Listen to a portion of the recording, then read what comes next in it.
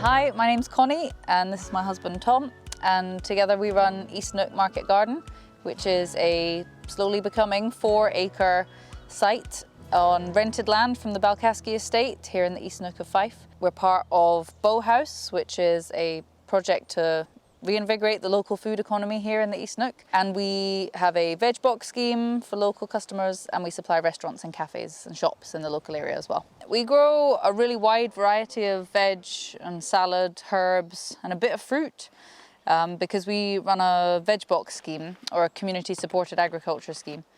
And so we need to have a really wide range of produce to try and keep it interesting and diverse for our veg box customers so they don't get the same thing week on week.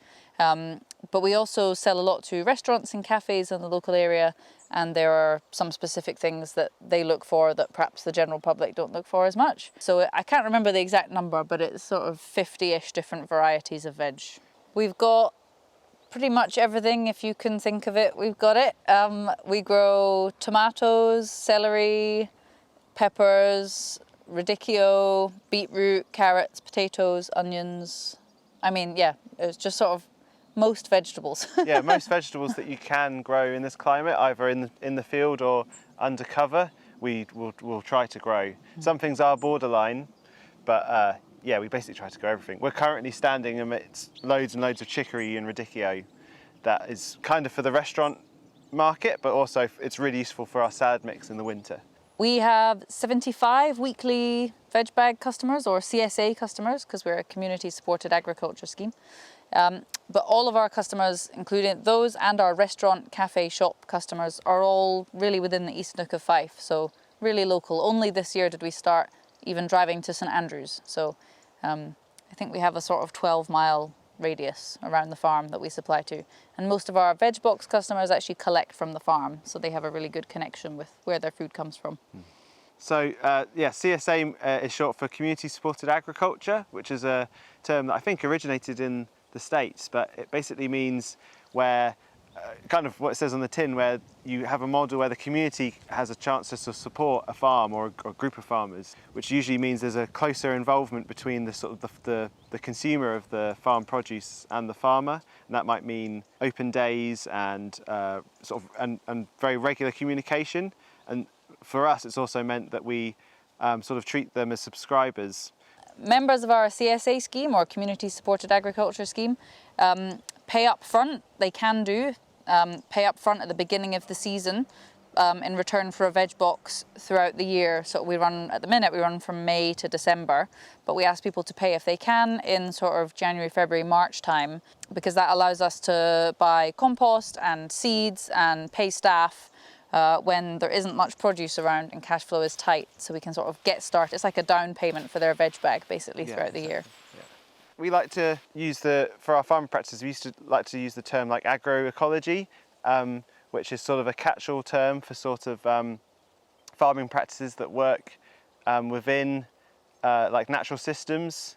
So we're not certified organic, although we use that as a very important guide, but we also, so we do a lot of things that are in organics, but also in the wider sort of agroecology movement. So we are, we're more or less like no dig or min till, it gets called, which basically means we try to avoid disturbing the soil as much as possible. That might mean mulching with lots of compost, or it might mean using other techniques like using silage tarps to block out grass, for instance, for a long time, and sort of killing ground cover that way, and then growing on that once we remove the tarp.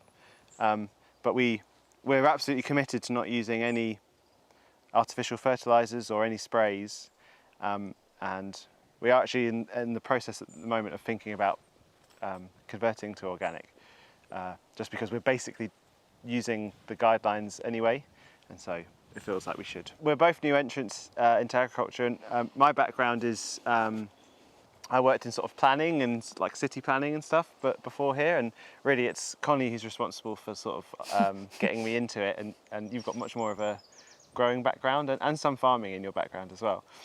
My grandparents were farmers, but sort of conventional egg farmers, and then neither of my parents did that. So I still really think of myself as a new entrant. But I used to work for community food growing projects in London before we decided to go woofing in Europe, and then eventually wound up here in Fife. We made the decision last winter to expand from our initial 2-acre field here into another 2 acres on the western side of the plot, and so we're only just beginning to use that space. So that's sort of the next big project in a way, is sort of beginning to sort of design and fill up that space. We want to sort of use agroforestry in there. So we're on a windy site, really near the sea, and so we want to use sort of tree cover as a sort of as a productive thing, but also as a protective sort of environmental management technique. Yeah. So that's the next big thing, is planting lots of apple trees and other fruit trees, planting windbreak native hedges and that kind of thing. That's really the next big thing, and that will massively increase our output as we slowly move into the field, because we still want to grow the CSA scheme especially. We want to be feeding as many people locally with veg as possible. I guess the best way for people to get in touch is on our website. There's lots of information there, but we post more regularly on social media. So if you follow us on Instagram or Facebook, then we'll be in touch there. Yeah.